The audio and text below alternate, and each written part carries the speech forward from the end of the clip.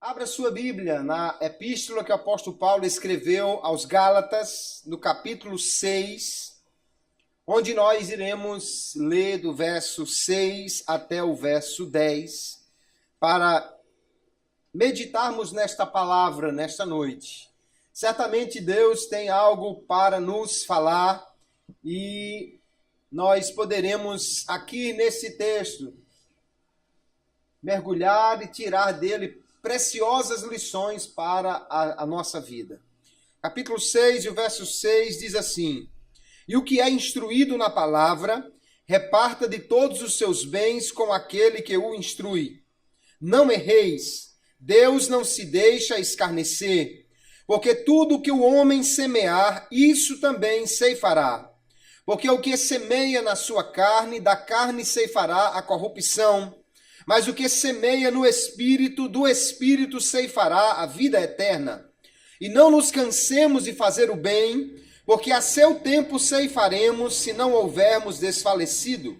Então, enquanto temos tempo, façamos o bem a todos, mas principalmente aos domésticos da fé. Amém. E graças a Deus por sua palavra. Muito bem, nós quando olhamos para esta passagem que nós temos lido, queridos irmãos, nós vamos encontrar aqui um princípio, uma lei, que o apóstolo Paulo deixa muito clara aqui, e que ela é muitíssimo importante, é de fundamental importância que nós entendamos aquilo que o apóstolo está trazendo para nós, porque esta lei ela é aplicável a todos os aspectos praticamente da nossa vida. Ou pelo menos a muitos dos aspectos dela nós temos que levar em conta esta lei. Afinal, ele diz que é algo tão importante que aquele que não leva em conta essa lei está zombando de Deus. Está desmerecendo aquele que instituiu esta lei e que está sempre velando para cumprir os princípios que ele próprio estabeleceu. Nesta noite nós vamos falar então sobre a chamada lei da semeadura e da colheita, com o tema plante para colher. Nós vamos olhar a epístola aos Gálatas e vamos ver que o apóstolo Paulo foi quem escreveu esta epístola e é uma das epístolas mais tradicionalmente aceitas como de autoria paulina, sem nenhuma dúvida. Paulo escreveu essa epístola provavelmente por volta do ano 49 depois de Cristo. Então ela está entre os primeiros escritos do Novo Testamento. Alguns evangelhos ainda não tinham sido escritos quando a epístola aos Gálatas foi escrita. Ela é uma epístola, portanto, que está nos primórdios, né, da exposição, do conhecimento, da revelação que Paulo recebeu. Alguns colocam como se fosse uma preparação para a epístola aos Romanos, que irá desenvolver o tema que Paulo já aborda aqui de alguma maneira. Lá na igreja da Galácia, provavelmente na Galácia, a região assim chamada do sul, a Galácia do Sul, onde Paulo deve ter, para onde ele deve ter escrito essa carta, porque foi ele que passou por ali fundando as igrejas. Ele vai encontrar um problema. Haviam judaizantes, né? Pessoas que vieram do judaísmo e agora estavam dizendo que para o crente realmente ter a sua salvação, ele precisava circuncidar-se. Ele precisava cumprir a lei de Moisés. Paulo vai fazer aqui uma defesa a que os crentes permaneçam no verdadeiro evangelho de Cristo que eles receberam. Ele diz até mesmo, se um anjo do céu trouxer outro evangelho, desconsidere isso. E este verdadeiro evangelho diz que ninguém é justificado pelas obras da lei, mas tão somente pela graça. Os judaizantes, eles estavam ali querendo impor a lei aos crentes. E se nós olharmos o mundo daquela época, na realidade, o legalismo do judaísmo, ele parecia realmente ser um muro contra a depravação do paganismo. Todos os templos pagãos geralmente estavam envolvidos com práticas sexuais, com todo tipo de libertinagem. E o legalismo judaico era uma barreira forte contra isso. Mas Paulo vai dizer que agora nós estamos em Cristo, e esta situação de estarmos em Cristo, pela graça, nós temos então agora liberdade. A primeira liberdade que nós temos é da própria lei, que nos acusa, ou que acusa o homem pecador. Mas agora o crente em Cristo, ele é liberto da condenação da lei, ele é liberto do pecado, ele é liberto de ter a obrigação de cumprir a lei para ser aceito por Deus, porque ele já é aceito através da fé que ele tem em Cristo. O crente, então, é liberto, mas essa liberdade, Paulo vai dizer, também não pode dar origem a uma libertinagem. Essa liberdade não pode ser para você fazer o que você quiser. A liberdade que você tem é para fazer o que Deus quer que você faça. E não precisando ter que cumprir nos mínimos detalhes a lei para poder ser salvo, porque na realidade Paulo vai dizer que ninguém consegue cumprir a lei totalmente.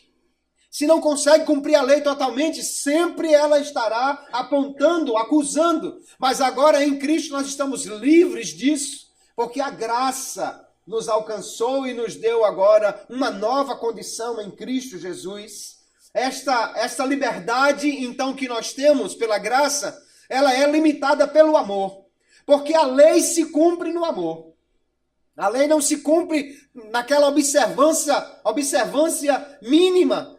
Ela se cumpre, na realidade, no amor, porque quem ama a Deus e ama o seu próximo, cumpriu a lei. Irá cumpri-la com muita facilidade. E este amor que Deus derramou no nosso coração, ele vai se evidenciar no fruto do Espírito, que é o amor dividido em 9 gomos diferentes que vão ser expressos ali no caráter do crente. Amor a Deus, a si mesmo e ao próximo. Ali nós vemos então o amor de Deus no caráter do cristão, o caráter de Cristo no caráter do cristão, que é o fruto do Espírito. Este fruto do Espírito, ele vai nos levar a andar no Espírito. Ou quando o crente anda no Espírito, evidencia esse fruto. Ele está andando no Espírito e não na carne. Pelo contrário, ele precisa crucificar a carne. Então a liberdade não é para fazer o que a carne quer, mas sim o que o Espírito quer. E agora, então, o crente deve andar em Espírito, porque ele é livre, ele deve andar no Espírito de acordo com as regras que Deus estabeleceu para nós. E dentre as regras, então, que Deus estabeleceu, Paulo vai trazer aqui um poderoso princípio, uma lei que é extraordinária e que nós precisamos observar, e que ele mesmo, o apóstolo Paulo, vai fazer a aplicação dessa lei em pelo menos 3 ou 4 áreas diferentes aqui, para nós entendermos como ela funciona. Esta lei, queridos, é uma lei infalível. Paulo vai dizer com toda tranquilidade que aquele que estabeleceu a lei foi Deus.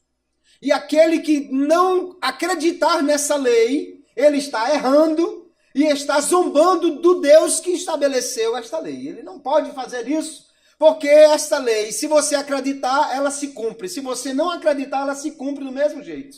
Se você obedecê-la, ela vai acontecer. Se você não obedecê-la, vai acontecer o que ela prescreve da mesma maneira. Não tem como fugir dela. Esta é a chamada lei da semeadura e da colheita, ou o princípio da reciprocidade. Você planta, você colhe. Você faz, você recebe de volta. Esta é uma lei que Deus estabeleceu. Nós vamos encontrar então Gálatas aqui, capítulo 6. No verso 7, o apóstolo Paulo vai lançar o princípio, embora no verso 6 ainda ele começou a discutir sobre o assunto. E o verso 7 ele diz, nós já lemos, não erreis. Ele já começa avisando que não considerar essa lei é um erro. De Deus não se escarnece, ele vai dizer. Deus não se deixa zombar, escarnecer. Aquele que achar que vai descumprir essa lei, que vai conseguir burlar a lei, que vai conseguir fazer de um jeito que ela não se cumpra, na realidade está escarnecendo do Deus que estabeleceu a lei, portanto ninguém pode fazer isso. E ele então traz o princípio que é, porque tudo o que o homem semear, isso também ceifará.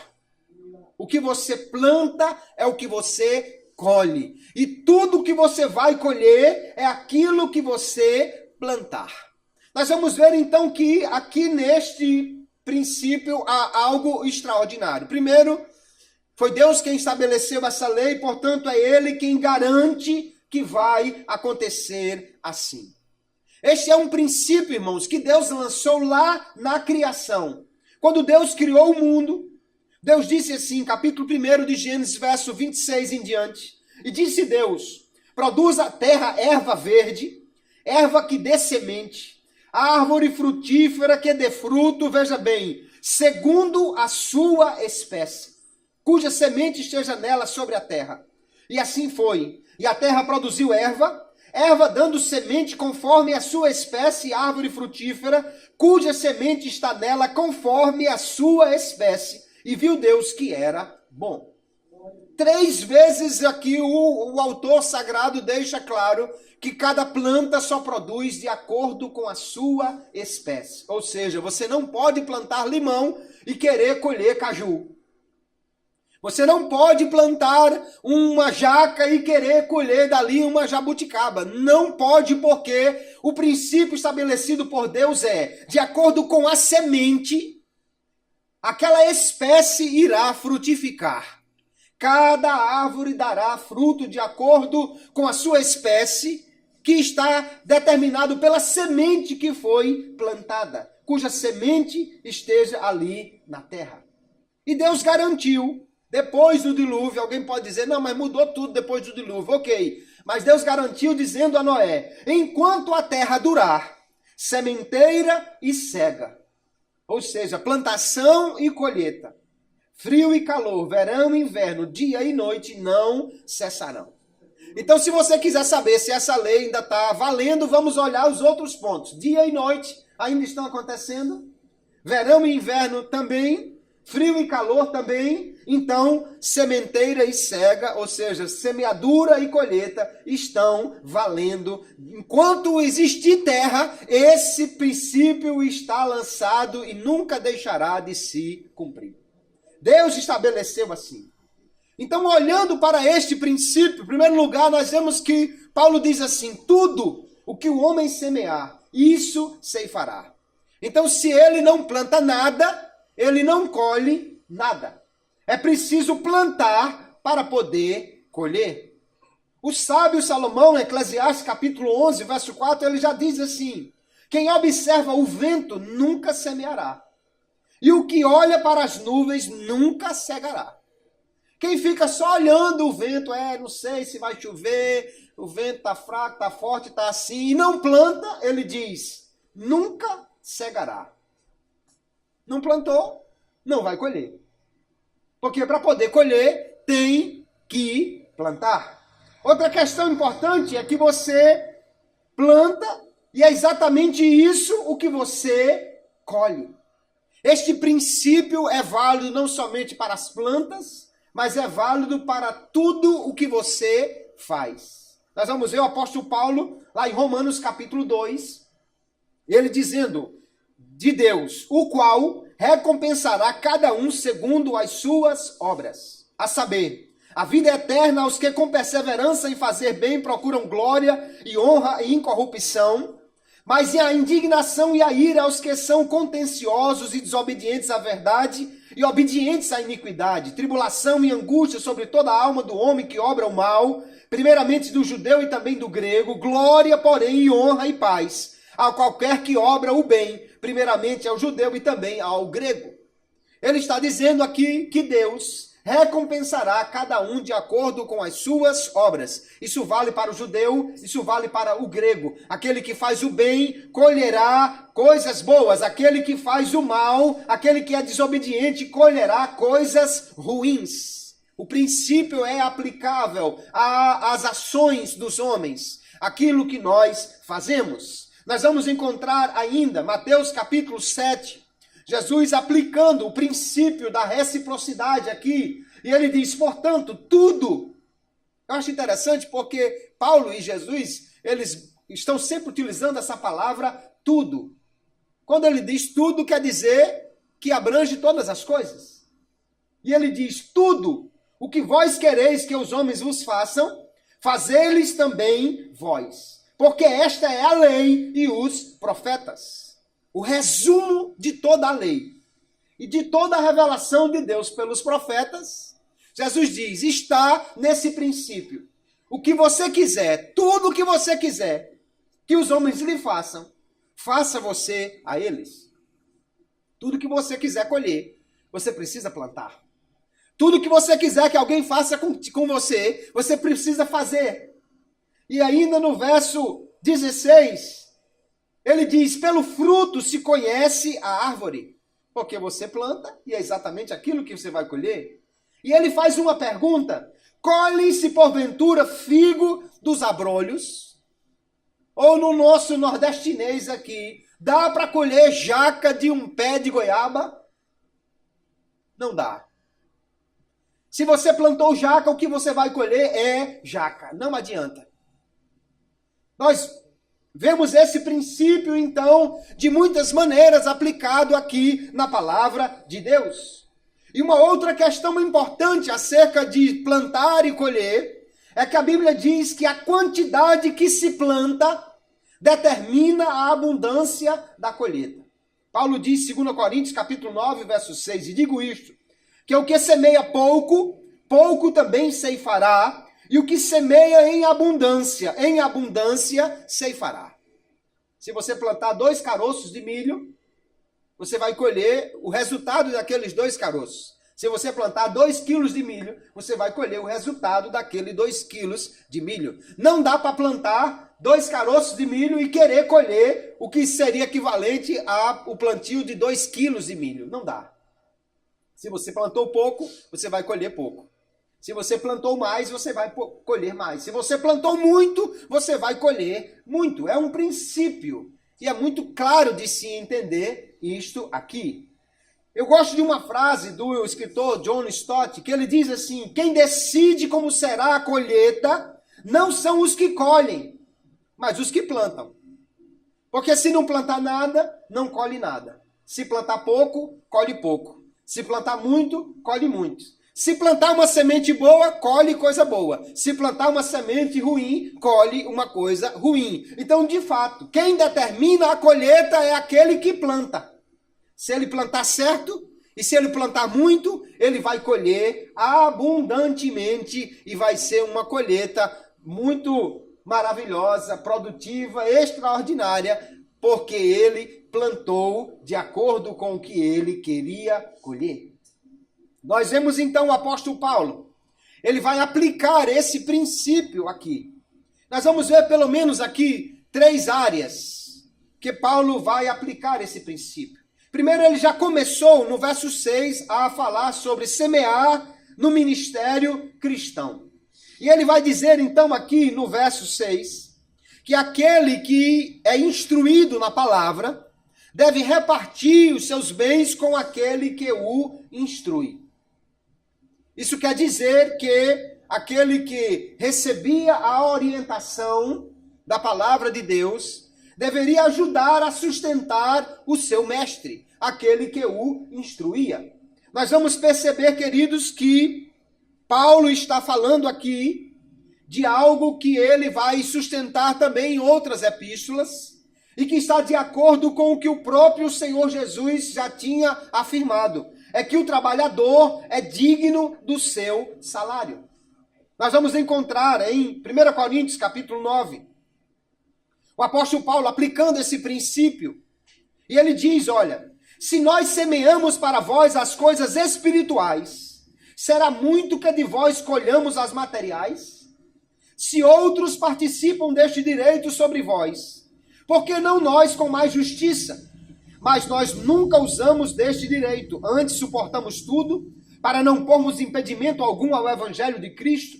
Não sabeis vós que os que administram o que é sagrado comem do que é do templo, e que os que servem ao altar participam do altar? Assim ordenou também o Senhor aos que anunciam o evangelho, que vivam do evangelho. É Paulo que está orientando aqui. Mas na verdade ele está dizendo, quem disse isso foi Jesus. Foi o Senhor quem disse. Porque aquele que dedica-se à causa de Cristo, ou dedica-se à instrução, ou dedica-se a pregar o evangelho, ele é digno do seu salário. Ele é digno de receber a devida paga. Então Paulo está dizendo que aquele que ensina, ele pode plantar na vida dos outros, porque ele vai colher. E ele já orienta aquele que está sendo o recebedor da semente, da doutrina, da orientação, que ele deve também cuidar do sustento daquele que está ali instruindo. Nós vamos encontrar também, em 1 Timóteo, capítulo 5, o apóstolo Paulo, na sua epístola pastoral, orientando o jovem obreiro Timóteo, e ele diz assim, os presbíteros que governam bem, sejam estimados por dignos de duplicada honra. Honra aqui é a mesma palavra para salário, dinheiro. Não é simplesmente, oh, Deus lhe abençoe, esse homem é muito digno. Não, honra aqui é honorário. E ele diz, principalmente, os que trabalham na palavra e na doutrina. E ele diz, porque diz a Escritura. Ele não está falando do que ele simplesmente entende. Ele está aplicando o que diz a palavra de Deus.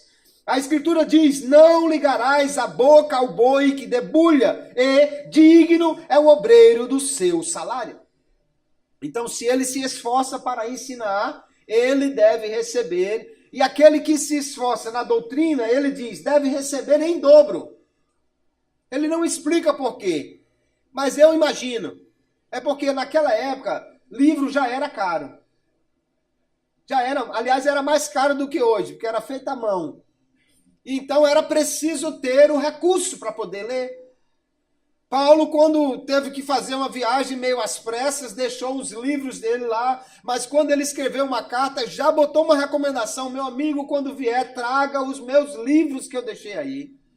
Porque isso é ouro em pó, isso é caro, isso é precioso. Então a Bíblia é muito clara em dizer, queridos, que aquele que se esforça na palavra, que instrui, que ensina, é digno do seu salário. Alguém pode dizer, pastor, mas o senhor está advogando em causa própria. Não, eu estou ensinando o que diz a palavra de Deus. E eu não estou dizendo porque eu esteja cobrando nada de ninguém. Eu estou dizendo porque todo o conselho de Deus, toda a instrução de Deus precisa ser dada à igreja. Nós precisamos aprender toda a palavra de Deus.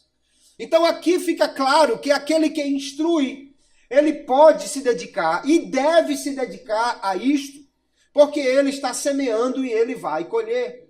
Vai colher não somente em seu sustento, ele vai colher, obviamente, em benefícios na vida das pessoas que ele está instruindo. Mas a Bíblia também diz que aquele que ensina a palavra deve se esforçar para fazer o melhor, a fim de que as pessoas vejam o seu aproveitamento, vejam como ele está se desenvolvendo e que ele possa contribuir para a vida dos outros. 1 Timóteo capítulo 4, o apóstolo está recomendando também ao seu filho na fé, ali dizendo, persiste em ler, exortar e ensinar até que eu vá. Não desprezes o dom que há em ti, o qual te foi dado por profecia com a imposição das mãos do presbitério. Medita essas coisas, ocupa-te nelas, para que o teu aproveitamento seja manifesto a todos. Tem cuidado de ti mesmo e da doutrina. Persevera nestas coisas, porque fazendo isso te salvarás, tanto a ti mesmo, como aos que te ouvem. Ele disse, leia, medite, insista nisso, persevere nisso, ocupe-se nisso, para que as pessoas vejam o seu aproveitamento e para que você possa salvar tanto a si mesmo quanto aos outros.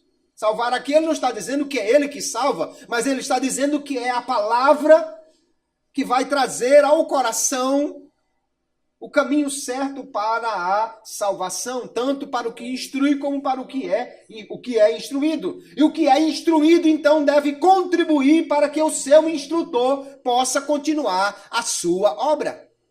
Se não houver a contribuição, o instrutor não pode mais continuar e ele precisa, então, de receber o seu sustento. É interessante que nós vamos ver que os crentes das igrejas novas, na Ásia, na Europa, eles entenderam esse princípio e eles se sentiram devedores aos crentes de Jerusalém, porque eles enviaram missionários, porque enviaram, de lá partiram os obreiros, os apóstolos, né? De lá eles saíram, e quando a igreja de Jerusalém estava em dificuldade, Romanos capítulo 15, o apóstolo Paulo diz assim, verso 26, porque pareceu bem à Macedônia e à Acaia fazerem uma coleta para os pobres de entre os santos que estão em Jerusalém. Isso lhes pareceu bem como devedores que são para com eles. Porque se os gentios foram participantes dos seus bens espirituais, devem também ministrar-lhes os temporais. Eles entenderam que se a igreja de Jerusalém contribuiu para o crescimento espiritual deles, eles deveriam então contribuir para a questão material, já que os crentes de Jerusalém estavam necessitados de suprimento, de sustento. Nós vamos ver então, queridos, que o relacionamento correto entre o discípulo e o mestre, ou entre a congregação e o pastor, deve ser de comunhão. A palavra que Paulo utiliza aqui no verso 6, que deve reparta de todos os seus bens, ou em outra versão, faça participante, é a palavra koinonia, quer dizer comunhão. Mas em alguns textos ela é usada também para falar de comunicar, no sentido de repartir com aquele que está necessitado. Não é algo que o que instrui deva explorar os outros. Paulo vai combater esse tipo de coisa. Ele diz que o obreiro, escrevendo a Timóteo, não deve colocar o seu coração nas riquezas. Que a piedade não é fonte de lucro. Mas também ele diz que o obreiro é digno do seu salário. E é muito importante entender, queridos, que é extremamente vantajoso investir riqueza material em crescimento espiritual. Se você investe o seu dinheiro, o seu recurso, e isso traz crescimento espiritual para a sua vida, isso é o melhor dos investimentos. Aliás, Jesus recomendou que investisse no céu. Jesus encomendou que batalhasse não pela comida que perece. Então na realidade, para benefício do seu discípulo, que o mestre deve receber o seu sustento. Do contrário, ele vai interromper a sua obra. Então Paulo primeiro diz, aquele que é instruído, reparta com aquele que o instrui. E ele diz, não erre. Deus não se deixa escarnecer. O que o homem semear, isso também ceifará. Se o discípulo não está semeando na vida do seu mestre, ele vai parar de colher. Ele aplica, então, este princípio, primeiramente, ao semear no ministério cristão. Mas Paulo tem ainda uma outra aplicação, que é o semear na santidade cristã. Ele vai falar aqui de novo sobre o tema da carne e do espírito. Ele já havia tratado disso no capítulo 5. Nós estamos estudando isso na escola bíblica, né? Antes ele falou da carne que combate contra o espírito. Agora ele vai falar de uma semeadura e da sua consequente colheita. Se você semear na carne, você colherá na carne. Mas se você semear no espírito, você colherá do espírito. Antes era simplesmente um combate, Mas agora ele está dizendo que para poder vencer o combate, você tem que alimentar, semear, investir no lado que você quer que ganhe. E aí ele vai dizer que se você investir, semear na carne, você vai colher da carne corrupção. Mas se semear no Espírito, colherá a vida eterna. Paulo está dizendo aqui, irmãos, que nós temos uma responsabilidade quanto à nossa vida espiritual. Nós não somos vítimas do nosso temperamento e nem do ambiente que nós vivemos apenas. Você escolhe onde vai plantar. Você escolhe o que vai plantar. E você escolhe o quanto vai plantar. Então o nosso caráter é formado pelas escolhas, pela nossa conduta, por aquilo que nós decidimos. Se decidimos investir na carne, Paulo diz, você vai colher da carne. Mas se você decidir investir no Espírito, você vai colher do Espírito. Quem garante a colheita é Deus, mas quem faz a semeadura é você. É muito claro o que o apóstolo Paulo está dizendo aqui. Alguém sustenta que tudo é determinado por Deus. Mas eu não entendo como o determinismo vai encaixar-se nesta palavra. Então quer dizer que Deus perdeu a sua soberania de forma alguma. A soberania de Deus está muito evidente quando Paulo diz, não zombe de Deus achando que você pode descumprir esse princípio. Não, a soberania de Deus não vai permitir que ninguém quebre esta lei. Ele é soberano o suficiente para fazer cumprir as coisas do jeito que ele estabeleceu. Mas ele estabeleceu que você semeia e você colhe, que você planta e você ceifa, que é você quem decide onde vai semear. Ele estabeleceu isso e ele vai cumprir aquilo que ele estabeleceu. Glória a Jesus. E eu não plantei a minha toalha e agora estou suando as bicas aqui. Então ele vai dizer claramente, queridos, você decide onde quer plantar e vai colher disso aí. As sementes aqui são os nossos pensamentos, são os nossos atos. As sementes aqui são aquelas coisas que nós deixamos ou permitimos que tome conta da nossa mente, ou aquilo que nós decidimos fazer. Aquilo que nós permitimos, ou aquilo que nós alimentamos, é a semente que nós estamos plantando e dela nós vamos colher. Agora, uma coisa importantíssima é que fica claro aqui no princípio estabelecido por Deus, que você escolhe onde e o que vai plantar, mas não pode mudar a colheita depois de plantado. Não pode mudar. Se você semear na carne, não dá para depois dizer, não, rapaz, eu me enganei, era para ser no Espírito. Se você semear no Espírito, o Espírito vai produzir. A carne pode reclamar o que quiser, mas se você escolheu plantar no Espírito, dele você vai colher. A palavra é muito clara e Paulo diz que Deus garante o resultado.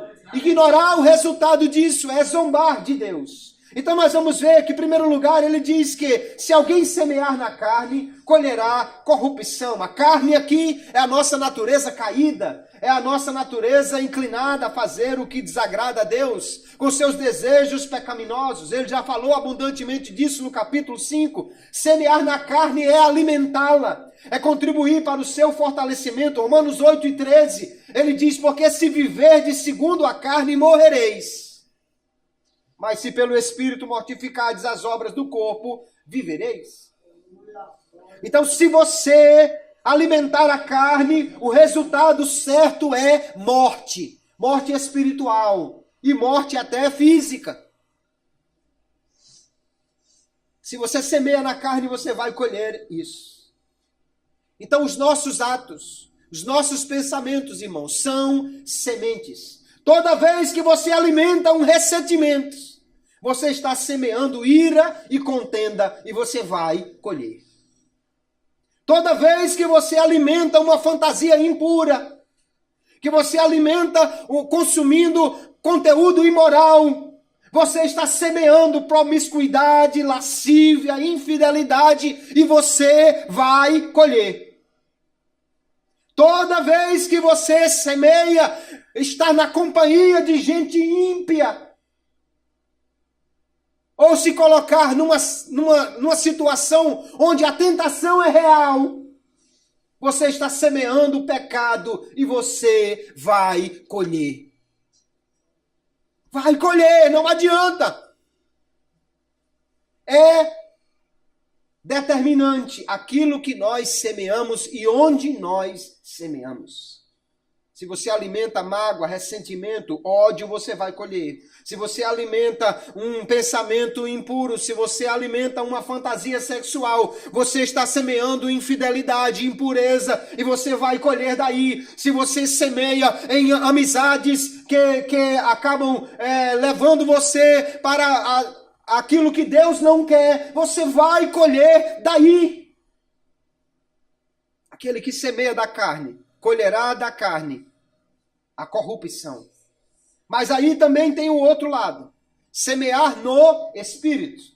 Se nós não semeamos na carne, e se semearmos no Espírito, colheremos santidade. Note que não basta não semear. Ah, não, eu não vou semear nem na carne nem no Espírito, então não colhe nada. Além de não semear na carne, é preciso semear no Espírito. Se você não semeia em nenhum dos dois, você também não colhe de nenhum dos dois.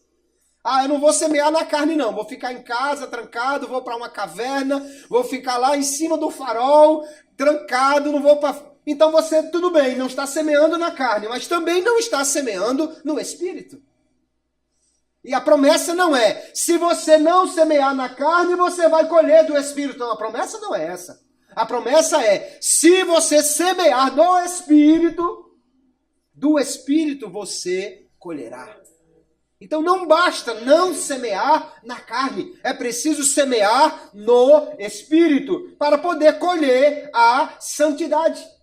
Então nós precisamos buscar as coisas de Deus, alimentar a nossa mente com elas, porque só assim nós estaremos semeando no Espírito. Colossenses capítulo 3, verso 1, o apóstolo Paulo vai dizer: portanto, se já ressuscitastes com Cristo, buscai as coisas que são de cima, onde Cristo está assentado à destra de Deus.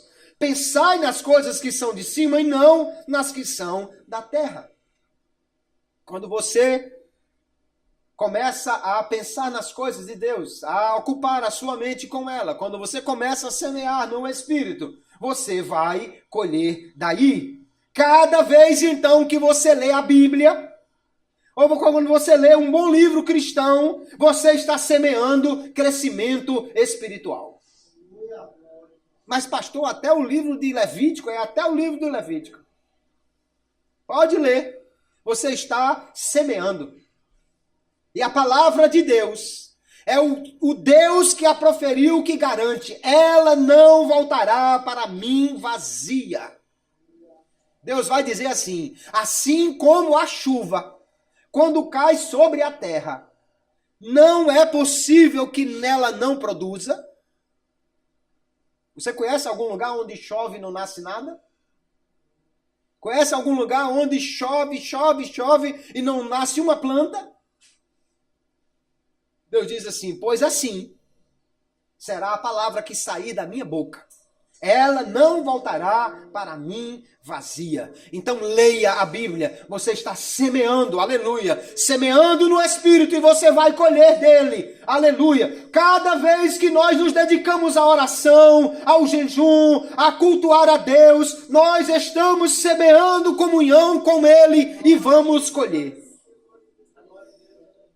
Aí, pastor, eu orei, nem senti nada. Não se preocupe não. É porque você não planta e colhe de imediato, não. Há um tempo entre a semeadura e a colheita. Mas persista em semear, que é a palavra de Deus. E o Deus que falou essa palavra que garante que se você semear no Espírito, do Espírito você vai colher. Aleluia. Cada vez que nós nos acompanhamos com pessoas santas, crescemos na caminhada cristã, porque a palavra diz: as más companhias corrompem os bons costumes. E assim como Paulo disse, não erre, ignorando o princípio da semeadura e da colheita, ele disse também aqui, não se engane. Se você só anda com gente ímpia, você logo, logo estará igual a eles. Se você só andar com crente frio, logo, logo você vai estar congelado, meu irmão. Então ande com crente pegando fogo. Que aí logo, logo você vai estar aquecido. Ande com crente que gosta de estar na igreja. Ande com crente que gosta de ler a palavra. Ande com crente que gosta de cantar. Que gosta de estar na companhia dos outros crentes. E que gosta de estar louvando a Deus, cultuando a Ele. Você irá crescer. O salmista dizia, rapaz, eu gosto mesmo, eu fico alegre, é quando chega aqueles irmãos abençoados que não perdem um culto, aí ele chega lá na minha porta e diz assim, vamos à casa do Senhor? Aí ele diz, eu fico animado, aí eu gosto, eu fico alegre. Agora quando tem aqueles camaradas, vamos, eu disse, não, hoje não, e o salmista fica animado nada, ele fica desanimado. Então, você pode semear. Você decide onde vai semear. E você vai colher. Aleluia. O apóstolo Paulo ainda vai chegar a um último ponto da aplicação desse princípio, que é semear nas boas obras. E ele vai dizer que nós não nos cansemos de fazer o bem. No verso 9. Porque a seu tempo nós ceifaremos. Então, o cristão deve continuamente fazer o bem. Deve ajudar os necessitados. Porque ele está semeando e ele vai colher. Palavra de Deus tem muitos e muitos e muitos versos que nos mostram isso. Aquele que abençoa também será abençoado. Veja, Provérbios capítulo 11, verso 24. Um dá liberalmente e se torna mais rico. Outro retém mais do que é justo e se empobrece. A alma generosa prosperará, e o que regar também será regado. Ao que retém o trigo, o povo o amaldiçoa, mas bênção haverá sobre a cabeça do que o vende. Olha o princípio de novo aqui. O que regar também será regado. Plante e você vai colher. Deuteronômio capítulo 15, Deus estava dizendo na lei de Moisés, vocês sempre terão os pobres com vocês. E Jesus citou esta escritura quando alguém quis defender, não, porque a mulher gastou um dinheirão aí lavando os pés do Senhor, podia ter vendido isso e repartir com os pobres. Jesus disse, não, tudo bem, a lei realmente diz, os pobres sempre estarão aí. Mas veja o que o texto está dizendo em relação aos pobres. Deuteronômio capítulo 15, livremente lhe darás, e que o teu coração não seja maligno quando lhe deres. Pois por esta causa te abençoará o Senhor teu Deus em toda a tua obra e em tudo no que puseres a tua mão. Deus está garantindo que abençoará em tudo aquele que não colocar nenhum impedimento no seu próprio coração para abençoar o necessitado. E ele diz, pois nunca cessará o pobre do meio da terra, pelo que te ordeno. Não é um pedido, não é uma sugestão, é uma ordem. Dizendo, livremente abrirás a tua mão para o teu irmão, para o teu necessitado e para o teu pobre na tua terra. É enfático aqui o pronome possessivo, o teu pobre, né? Paulo também vai dizer, principalmente aos domésticos da fé. Começa com os mais próximos, porque a gente não tem recurso para satisfazer a fome do mundo. Então vamos começar com aqueles que estão mais próximos de nós. Até porque não adianta a gente estar acabando com a fome na Etiópia e o vizinho do outro lado do muro morrendo de fome e nós podendo fazer alguma coisa. Vamos começar com aqueles que estão mais próximos. Paulo diz aos domésticos da fé, aos que são da igreja. Por quê? Porque se nós não cuidarmos dos que são da nossa igreja, dificilmente os que são da outra igreja vão cuidar. Nós precisamos, então, começar com eles. Não quer dizer que se limite aí. Paulo diz principalmente, não exclusivamente, não é? A espiritualidade que não se revela na prática do bem, ela se mostra infrutífera. Tiago vai dizer no capítulo 2, meus irmãos, que aproveita se alguém disser que tem fé e não tiver as obras. Porventura a fé pode salvá-lo. E se o irmão ou a irmã estiverem nus e tiverem falta de mantimento cotidiano, e algum de vós lhe disser, ide em paz, aquentai-vos e fartai-vos, e lhe não derdes as coisas necessárias para o corpo, que proveito virá daí? Assim também a fé, se não tiver as obras, é morta em si mesma. Tiago está dizendo que se eu não tenho fé suficiente para repartir o que eu tenho com meu irmão, então que fé é essa? Não, irmão, eu vou guardar, só tem 1 quilo de arroz aqui, mas eu não sei se amanhã vai ter de novo, então, amém, Deus abençoe, viu, vai em paz. Não, meu irmão, reparta. Você não tem fé? Você não crê que Deus é provedor? Então reparta. Deus está ali usando para abençoar o outro, vai usar outro para abençoar você. Você não tem fé? Ah, se você não tem fé, então realmente a sua fé está morta. Porque você não tem fé para contribuir. Não tem fé para contribuir por quê? Porque você acha que Deus não vai substituir o quilo de arroz que você deu, é? Então a sua fé está morta. A fé que não se expressa na prática, irmãos, ela se mostra uma fé apenas teórica. Isaías capítulo 58, Deus traz uma palavra extraordinária aqui. Tinha gente que era muito espiritual, jejuava 2 vezes na semana, mas era uma espiritualidade vazia. E Deus diz assim, verso 5, seria esse o jejum que eu escolhi, o dia em que o homem aflige a sua alma, consiste porventura em inclinar o homem a cabeça como juco e em estender debaixo de si saco e cinza? Chamarias tu a isso jejum e dia aceitável ao Senhor? O sujeito estava jejuando lá no saco, na cinza, mas era uma espiritualidade que não se demonstrava na prática. E Deus continua, acaso não é este o jejum que escolhi, que soltes as ligaduras da impiedade, que desfaças as ataduras do jugo, que deixes ir livres os oprimidos e despedaces todo o jugo? Porventura não é também que repartas o teu pão com o faminto e recolhas em casa os pobres desamparados, que vendo o nu o cubras e não te escondas da tua carne?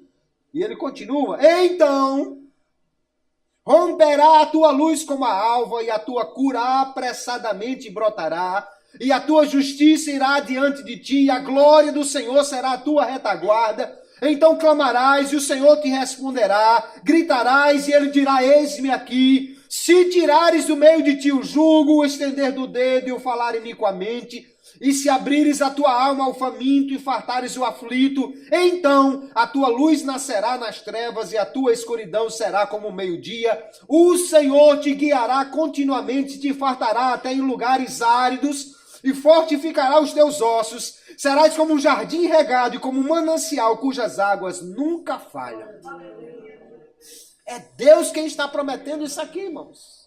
Agora Deus está dizendo assim, esse negócio de fazer só jejum, assim, afligir a sua alma, mas não tira o acusado do dedo apontado, continua oprimindo, continua na impiedade, não ajuda, não tem uma misericórdiazinha daquele que está necessitado. Então esse é um jejum, é uma espiritualidade vazia. Vazia. Agora Deus diz, tire essas coisas que não me agradam e estenda a mão para o necessitado.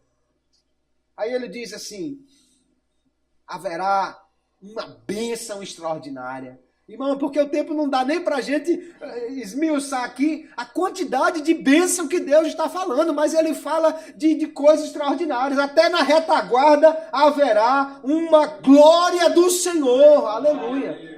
É a promessa de Deus. Então, a perseverante prática do bem sempre produz bons resultados. Ele diz, se nós não desfalecermos, se nós não desistirmos, nós a seu tempo ceifaremos. Continue semeando que você vai colher. Ele diz, então, enquanto temos tempo, toda oportunidade deve ser usada para semear bem, porque nós estamos certos de que vamos colher. Primeiramente, ele diz aos domésticos da fé. Primeiro alvo é os que estão mais próximos. Depois, os que nós pudermos alcançar. Ele não diz exclusivamente, mas diz principalmente os domésticos da fé. A Bíblia já diz que aquele que não cuida dos seus negou a fé. Então nós precisamos primeiro cuidar dos seus. Aquele que não desanimar vai colher, mas é no tempo próprio. Ou seja, no tempo que Deus determinou. Você planta. Deus é quem cuida da colheita. Paulo vai dizer que um planta e o outro colhe, mas Deus é que dá o crescimento. Então o tempo da colheita quem determina é Deus. Mas se você plantar, você vai colher. Então, queridos, nós precisamos plantar para poder colher. Se nós queremos ver a bênção, a prosperidade, se nós queremos ver coisas boas, nós precisamos plantar. Em todas as áreas da nossa vida, essa lei se verificará verdadeira. Você colherá o que você plantou. Você quer colher diferente? Não tem como. O que você não planta, você não vai colher. Você quer um bom emprego? Quer ter bons amigos? Quer ter uma vida próspera? Quer ser lembrado? Então plante. Plante. Se você não estuda, se você não se esforça, se você não procura aprender uma profissão, como é que você vai querer um bom emprego? Se você não valoriza os seus amigos, se você não se lembra deles, se você não se importa com eles, como é que você vai ter bons amigos? O sujeito não curte nem a página do Facebook do outro e reclama porque ninguém curte a sua publicação. Não vai na casa do outro, nem que ele esteja doente, e reclama porque não recebe uma visita. Você quer colher? Então plante. Porque quem não planta, não colhe. Você colhe aquilo que você plantar. Você quer colher amor, amizade, carinho, respeito, compreensão, perdão? Então, plante isso. Plante isso. O que você quer que os homens façam com você, faça você a eles. Não foi isso que Jesus ensinou? Tiago chamou isso de a lei real. Jesus vai falar, por exemplo, sobre a misericórdia. Os misericordiosos são bem-aventurados, eles alcançarão misericórdia. E Tiago diz, aquele que não usa de misericórdia também não experimentará misericórdia. O sujeito não tem misericórdia de ninguém. Com ele é para arrancar o pedaço. Agora, no dia que é ele, não, meu irmão, pelo amor de Deus, misericórdia. Se você não plantou, você não vai colher misericórdia nunca. Então plante amor, plante carinho, plante respeito, plante fidelidade, plante coisas boas e você vai colher coisas boas. Você quer conhecer mais a Bíblia? Você quer tocar um instrumento com perfeição? Você quer orar com poder? Então plante cada vez mais. Porque quem planta pouco, colhe pouco. Quem planta muito, colhe muito. Para tocar só, atirei o pau no gato, dá para treinar assim, uma vez por mês o violão, ok. Agora, para tocar a 9ª Sinfonia de Beethoven, aí tem que ralar um bocado, treinar um bocado, para você expor a palavra de Deus assim, um versículo muito conhecido e uma palavra rápida, ok. Leia pouco. Mas você quer ter mais conhecimento? Plante mais. Plante mais. Alguém olha assim e diz, rapaz, eu queria pregar como aquele camarada. Lógico que aí tem o chamado de Deus, né? Mas você quer ter o conhecimento daquele camarada? É simples. Leia como ele lê. Estude como ele estuda. E você vai ter o conhecimento que ele tem. Agora, plantando 2 caroços de feijão não dá para colher um caminhão de milho, meu filho. Primeiro porque se plantar feijão não colhe outra coisa a não ser feijão. E depois que se plantar só 2 carocinhos não vai encher um caminhão nunca. A lei é clara. Plante e você vai colher. Você quer colher muito? Plante muito. Assim nós vemos, queridos irmãos, que o apóstolo Paulo está nos ensinando um princípio extraordinário, uma lei que Deus garante que vai cumprir, porque foi Ele mesmo quem estabeleceu. As leis de Deus não falham. Se você acredita, amém. Se você não acredita, não tem problema. Ela continua funcionando do mesmo jeito. É igual a lei da gravidade. Se você estiver lá no 10º andar de um prédio e dizer, rapaz, sabe de uma coisa? Não acredito nessa história de lei da gravidade, não. Pronto, não acredito mais. Então pule para ver se ela ainda continua existindo ou não, porque você não acredita mais nela. Então Paulo está dizendo, não se engane, meu filho, não se engane. Deus não se deixa zombar, não. Se você semear, é isso que você vai colher. Se você acredita, semeie. Se você não acredita, mas ela vai se cumprir da mesma forma. Você semeia e é exatamente isso que você vai colher, porque é Deus quem garante o resultado. Você não pode mudar o resultado da semeadura. Nem nos joguinhos de simulação de fazendinha, eu não vi você plantar feijão e no meio do caminho dizer assim, não, muda aí, agora eu quero milho. Não, já plantou feijão, então vai colher feijão, não tem jeito. Ninguém muda isso. Você não pode alterar o resultado. Se você quer um resultado diferente, plante diferente. Assim, queridos irmãos, o mestre que semeia a palavra colherá o seu sustento. O pecador que semeia na carne colherá corrupção. O cristão que semeia no espírito colherá vida plena com Deus. E o benfeitor que semeia boas obras colherá na vida daqueles a quem ajudou e terá galardão certo. Não tem erro nisso, porque é Deus quem garante a sua palavra. Então a pergunta agora para nós fazermos a cada um de nós é uma pergunta bem simples. Que frutos você quer colher? O que é que você quer colher? Então, plante.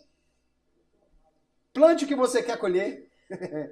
Plante na quantidade que você quer colher. Plante exatamente aquilo que você quer colher. Deus garante que o resultado Ele fará acontecer. Aleluia. Tem planta que você planta hoje e amanhã ela já está começando a arrebentar um brotinho. Tem planta que você vai plantar e somente os seus netos vão comer dela. Há plantas que alguém disse, o homem que planta nunca come dela. Tem plantas que levam 120 anos para frutificar. Então quem planta nunca come dela. E alguém pergunta, mas por que planta? Porque alguém vai colher. Mas aquilo que foi plantado, alguém vai colher. Só que na questão das obras, que você planta, você vai colher.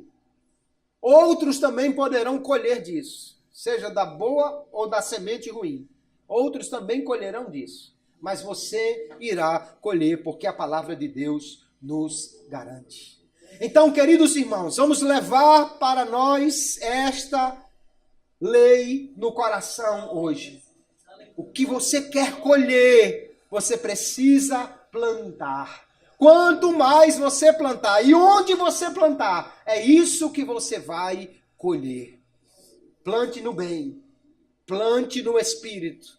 Plante, aleluia, semeando coisas boas. Plante naquilo que vai dar crescimento para a sua vida. Você colherá, porque Deus garante o resultado. Quem não semeia, não colhe. Quem semeia, colhe o que semeia. E quem semeia, colhe o quanto ele semeia. Isso é a palavra de Deus para nós. Que Deus nos ajude a cada dia cumprirmos essa palavra na nossa vida. Amém, queridos? Que Deus abençoe a todos em nome de Jesus.